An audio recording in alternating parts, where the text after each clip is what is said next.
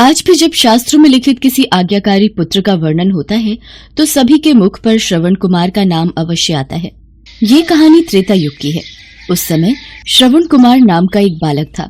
उसके माता पिता अंधे थे और उन्होंने श्रवण को कई मुसीबतों का सामना करते हुए पाला था।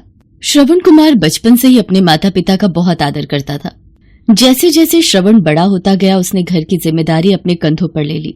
वो रोजाना सुबह उठकर सबसे पहले अपने माता पिता को स्नान कराने के लिए तालाब से पानी भरकर लाता था। इसके बाद वो तुरंत जंगल की ओर लकड़ियां बिनने जाता। फिर लकड़ियां लाने के बाद श्रवण चूल्हा जलाकर माता पिता के लिए खाना बनाता था। श्रवण को इतनी मेहनत करते देख उसकी माँ हमेशा उसे मना करती थी, फिर भी श्रवण नहीं मानता था।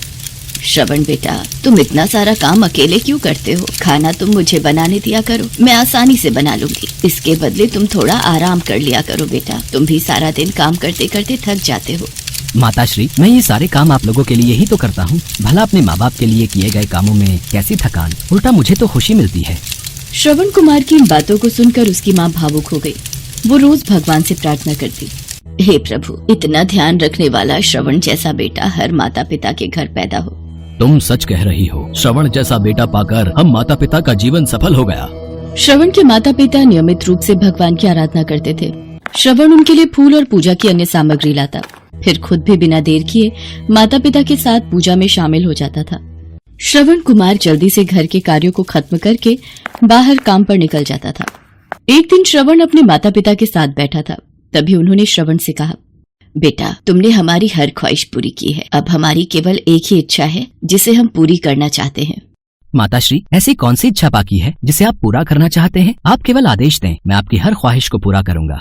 श्रवण बेटा, अब हम बूढ़े हो चुके हैं और हम चाहते हैं कि मरने से पहले तीर्थ यात्रा के लिए जाएं। भगवान की शरण में जाकर हमें सुकून की प्राप्ति होगी। अपने माता पिता की बात सुनकर श्रवण कुमार सोचने लग गया कि वो उनकी इस इच्छा को कैसे पूरा करेगा। उसके पास कोई साधन भी नहीं था, साथ ही उसके माता पिता नेत्रहीन थे। ऐसे में उन्हें तीर्थ यात्रा कराना भला कैसे संभव हो? श्रवण बोला, पिताश्री, माताश्री, मैं आपसे वादा करता हूँ, मैं आपको तीर्थ यात्रा पर जरूर लेकर जाऊंगा। श्रवण कुमार उपाय सोचने लगा और उसे एक युक्ति सूझी। श्रवण कुमार 2 बड़ी टोकरी लेकर आया। उसने उन दोनों टोकरियों को एक मजबूत डंडे में मोटी रस्सी के सहारे लटकाकर एक बड़ी सी कांवड़ बना ली। फिर श्रवण कुमार ने उस कांवड़ में अपने माता पिता को बारी बारी से गोद में उठाकर बैठा दिया। उसके बाद कांवड़ को अपने कंधों पर लेकर उन्हें तीर्थ यात्रा पर लेकर निकल पड़ा। वो लगातार कुछ दिनों तक अपने माता पिता को एक के बाद एक सभी पवित्र स्थलों पर घुमाने लगा।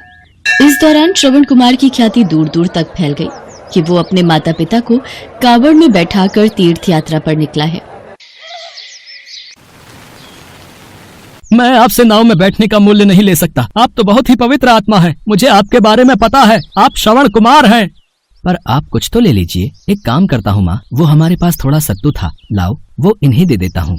भैया जी, ये सत्तू आपको राह में काम आएगा। आपके चरणों की धूल मेरी नाव में पड़ गई, मेरे लिए वो किसी धनराशि से कम नहीं। अब मुझे आज्ञा दीजिए। और यहाँ से अयोध्या नगरी की शुरुआत होती है। यहाँ के राजा दशरथ बहुत ही दयालु हैं। उन्होंने तीर्थ यात्रियों के लिए जगह जगह कुटिया बनाकर विश्राम की व्यवस्था की है। आप चलते चलते थक चुके होंगे, आप कुटिया में अपने माता पिता के साथ विश्राम कर सकते हैं। राजा दशरथ के राज्य में प्रजा बहुत सुखी है, यहाँ आपको किसी भी बात की कमी नहीं होगी। हाँ, राजा दशरथ की ख्याति तो दूर दूर तक फैली सुनी थी। आज अयोध्या नगरी में हमारे चरण पड़ गए। चलिए पिताश्री, माताश्री, वो सामने विश्राम के लिए कुटिया नजर आ रही है, हम वहीं चलते हैं। श्रवण कुमार अपने माता पिता को अयोध्या नगरी के पास बनी कुटिया में विश्राम करने के लिए कहता है। बेटा, हम देख नहीं सकते, लेकिन कभी भी हमें इस बात का दुख नहीं हुआ। तुम हमारे लिए हमारी आंखें हो। तुमने हमें जिस तरह सारे पवित्र स्थानों की कथा सुनाकर उनके दर्शन कराए हैं, ऐसा लगता है जैसे कि हमने सच में प्रभु के दर्शन अपनी आंखों से कर लिए हों। श्रवण बेटा, बहुत प्यास लगी है, तुम जाकर पीने के लिए थोड़ा जल ले आओ। ठीक है माताश्री, मैं अभी जल लेकर आता हूँ। श्रवण जल लेने के लिए हाथ में लोटा लेकर नदी की ओर जाता है। उधर राजा दशरथ शिकार पर निकले थे। वो हिरन के पीछे पीछे अपना घोड़ा दौड़ा रहे थे। हिरन उनकी आंखों से ओझल हो रहा था। नदी पर श्रवण कुमार अपने लोटे को धोकर जल भरकर अपने हाथ मुंह धोने लगा। पानी में हलचल की आवाज सुनकर राजा दशरथ को लगा कि कोई जानवर पानी पीने आया है। उन्होंने बिना देखे केवल ध्वनि सुनकर ही अपना तीर चला दिया। राजा दशरथ को शब्द भेदी बाण चलाने की विद्या का ज्ञान था। दुर्भाग्य से वो तीर श्रवण कुमार की छाती में लग गया। तीर लगते ही श्रवण चीख पड़ा। माताश्री, पिताश्री, मैंने क्या पाप किया था?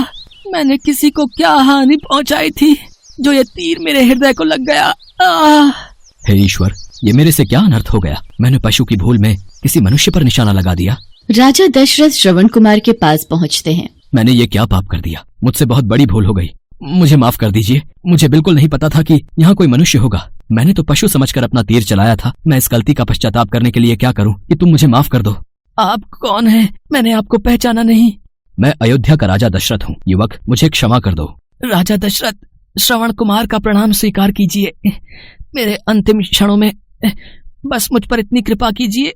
यहाँ से थोड़ी दूर मेरे माता पिता एक कुटिया में बैठे हैं। उन्हें बहुत प्यास लगी है। आप उन तक ये जल पहुंचा दीजिए और मेरे बारे में उन्हें कुछ भी मत बताना। मैं अपने माता पिता को तीर्थ यात्रा पर लेकर निकला था, पर उनकी अंतिम इच्छा मैं पूरी न कर सका। हो सके तो मेरे माता पिता को किसी कुटिया में रहने का स्थान दे देना। उनका मेरे सिवा इस दुनिया में कोई नहीं है। इतना कहते कहते श्रवण कुमार की सांसें रुक गईं। श्रवण कुमार के देहांत से राजा दशरथ सुन्न पड़ गए। उधर श्रवण कुमार के व्याकुल माता पिता उसकी प्रतीक्षा कर रहे थे। अभी तक श्रवण जल लेकर नहीं आया, बहुत देर हो गई है। पता नहीं, मेरा तो मन बहुत घबरा रहा है। ना जाने कैसे कैसे बुरे विचार आ रहे हैं। किसी तरह राजा दशरथ श्रवण कुमार के बताए अनुसार जल लेकर उसके माता पिता के पास पहुंचे। वो राजा दशरथ की आहट को पहचान गए। कौन है? तुम कौन हो और हमारे श्रवण को क्या हुआ? वो क्यों नहीं आया? राजा दशरथ उनके सवालों का जवाब नहीं दे पाए। उन्होंने चुपचाप पानी उनकी तरफ बढ़ा दिया। तभी श्रवण की माँ ने चिंतित स्वर में जोर से कहा, तुम कौन हो और मेरा बेटा कहाँ है? ये बताते क्यों नहीं हो? मुझे क्षमा कर दीजिए, मैं आपका अपराधी हूँ। मैं अयोध्या नरेश दशरथ हूँ। राजा दशरथ, आप हमारे अपराधी किस तरह से हुए? शिकार करने के लिए मैंने जो तीर चलाया था, वो तीर आपके बेटे श्रवण को चला। उसने मुझे आप लोगों के बारे में बताया, इसलिए मैं यहाँ जल लेकर चला आया। कृपा करके ये जल पी लीजिए। हम प्यासे ही मर जाएंगे, पर तुझ पापी हत्यारे के हाथों से जल नहीं पी सकते। तुमने हमारे इकलौते बेटे को एक पशु की भांति अपना निशाना बना लिया। मेरा बेटा श्रवण, मेरा लाल। राजा दशरथ, हम तुम्हें दंड तो नहीं दे सकते, पर मैं तुझे श्राप देता हूँ कि जिस तरह आज पुत्र वियोग में तड़प तड़प कर हम अपनी जान दे रहे हैं, उसी प्रकार एक दिन तू भी हमारी तरह पुत्र वियोग में तड़पेगा। नहीं नहीं। और फिर उसी क्षण श्रवण कुमार के माता पिता के प्राण पखेरु उड़ गए। श्रवण कुमार के माता पिता के श्राप के परिणाम स्वरूप ही राजा दशरथ को अपने पुत्र राम से दूर रहना पड़ा था। राजा दशरथ के इस श्राप को पूरा करने के लिए ही भगवान राम को 14 वर्षों का वनवास हुआ, जिसका माध्यम राजा दशरथ की पत्नी कैकेयी बनी। श्रवण के पिता की ही तरह राजा दशरथ भी अपने बेटे के वियोग में तड़पने लगे और उन्होंने अपने प्राण त्याग दिए।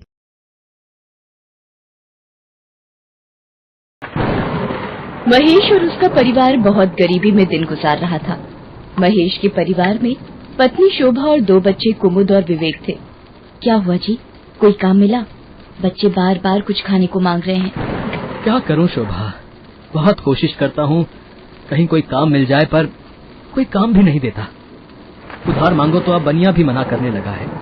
आप चिंता मत करो, भगवान पर विश्वास रखो, वो हमारी जरूर सुनेंगे। जैसे तैसे शोभा थोड़ा बहुत भात बनाकर महेश और बच्चों को खिला देती है। हे ईश्वर, क्या करूं? अब आप ही कोई रास्ता दिखाओ। इस गरीबी में मेरे बच्चों को भूखा सोता देख मेरी आत्मा छलनी होती है। अगले दिन जब शोभा सुबह उठती है तभी, बेटी, कुछ भिक्षा मिलेगी? द्वार पर आए साधु को।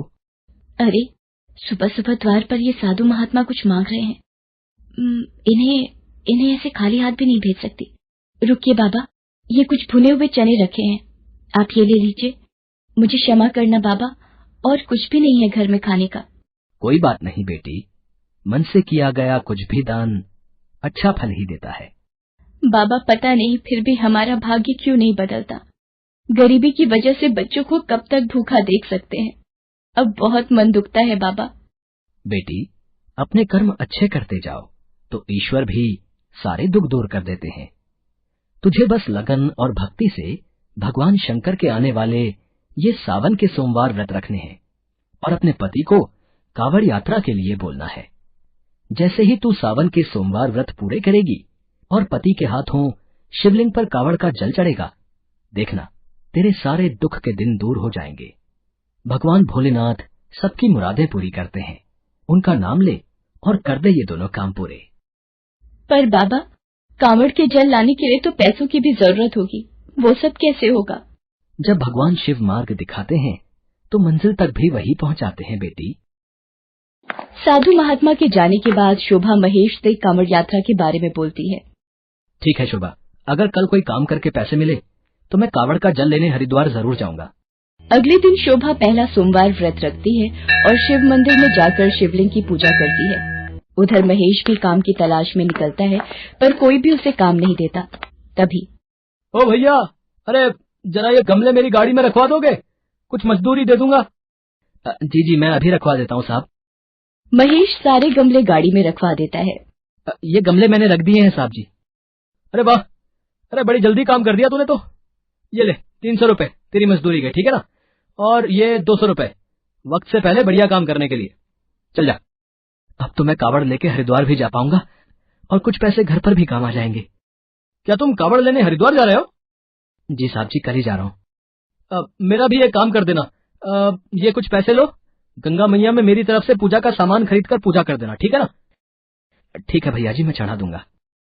महेश खुशी खुशी घर की ओर चला जाता है। ये सब देखकर शोभा भी बहुत खुश होती है। वो भगवान भोलेनाथ को धन्यवाद करती है। अगले दिन महेश कांवड़ यात्रा के लिए निकलता है। बहुत से कांवड़िए पैदल यात्रा करते हुए जय बम भोले की जय जयकार लगाते हुए चल रहे थे। महेश भी उनके साथ साथ जय बम भोले कहता हुआ चलता रहता है। हरिद्वार पहुंचकर वो गंगा जल भरता है। जय गंगा मैया की। ये उन साहब जी की तरफ से भी पूजा कर लेता हूँ। जय बम भोले, जय गंगा मैया की जय। महेश कांवड़ में गंगा जल भरकर वापसी करता है। जय शिव शंकर, जय नीलकंठ, जय डमरू वाले, जय बाबा भोलेनाथ। तभी तेज बारिश होने लगती है।